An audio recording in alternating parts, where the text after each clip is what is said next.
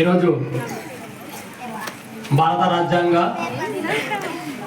వారోత్సవాల సందర్భంగా ఈరోజు మొదటి రోజు ప్రోగ్రాం ఏర్పాటు చేసినటువంటి వివిధ ప్రజలకు అలాగే ఇక్కడ వచ్చినటువంటి అతిథులకు ఈ కార్యక్రమానికి వీచేసినటువంటి మన స్టూడెంట్స్ కానీ అందరికీ జై భీమ్ తెలియజేస్తా ఉన్నా.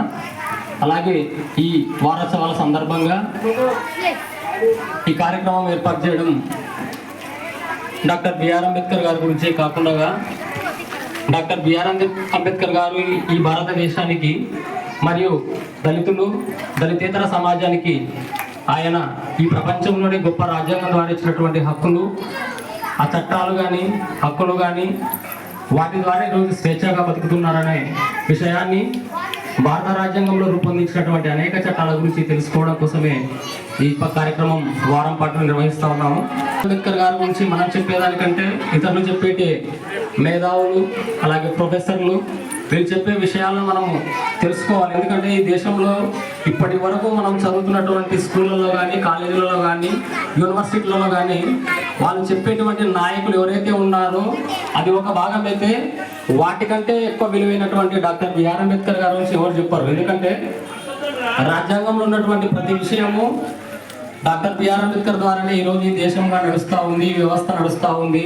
పోలీస్ వ్యవస్థ కానీ, న్యాయ వ్యవస్థ కానీ, రాజకీయ వ్యవస్థ కానీ డాక్టర్ బిఆర్ అంబేద్కర్ గారు రాసినటువంటి రాజ్యాంగం ద్వారా నడుస్తూ ఉన్నా కానీ ఆయన పేరు ఎక్కడ కూడా ఎవరు చెప్పరు. ఎందుకంటే ఈ దేశంలో ఎక్కడ చూసినా అగ్రకుల టీచర్లు కానీ అగ్రకుల ఆఫీసర్లే ఉంటారు. ఎందుకంటే బ్రాహ్మణ క్షత్రియ వైశ్య కులాలకు సంబంధించినటువంటి వాళ్ళని మాత్రమే ప్రమోట్ చేస్తారు.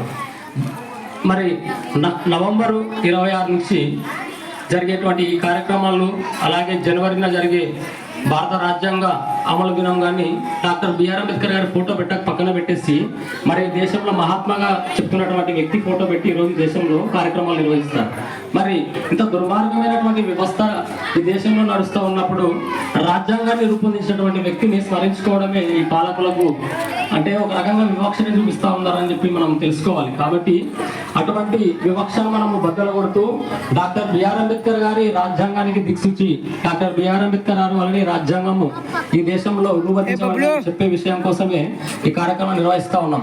మనం చూస్తూ ఉన్నాం అంటే ఫేస్బుక్ లో ఎవరైతే యాక్టివ్గా ఉంటారో వాళ్ళకి తెలుసు హమారా ప్రసాద్ అనే ఒక మనవాది డాక్టర్ బిఆర్ అంబేద్కర్ గారు రాజ్యాంగమే రాయలేదు, కేవలం ఆయన రాజ్యాంగ పరిషత్కి ఒక తప్ప రాజ్యాంగం రాయలేదని చెప్పి ఆయన ఈరోజు ప్రచారం చేస్తూ ఉన్నారు. కానీ దానికి ఆ హమారా ప్రసాద్ అనే ఒక మనవాదికి మన మేధావులు కానీ దానికి సమాధానం చెప్తే ఉన్నారు. కానీ మనం కేవలం వాళ్ళకి సమాధానం చెప్పడం కాదు, మన పిల్లలకి ఈ స్థాయి నుంచే రాజ్యాంగం ద్వారా అంబేద్కర్ గారు ఏమి ఇచ్చారనే విషయాలను చెప్తూ మన పిల్లలు అటువంటి మనవాదులను పొద్దున ఎదుర్కోవడానికి అటువంటి మనం తయారు చేసుకోవాలి. ఎందుకంటే ఈ దేశంలో ఉన్నటువంటి ప్రభుత్వాలు కానీ రాష్ట్రాల్లో ఉన్నటువంటి ప్రభుత్వాలు ఈరోజు మనవాదం వైపు నడుస్తూ ఉన్నాయి, ప్రైవేటీకరణ వైపు నడుస్తూ ఉన్నాయి. ఈరోజు మనం మళ్ళీ మూతికి ముంతా ముడ్డికి తాటాకు కట్టుకొని ఊరి బయట బతకాల్సినటువంటి రోజులు త్వరలో రాబోతున్నాయి.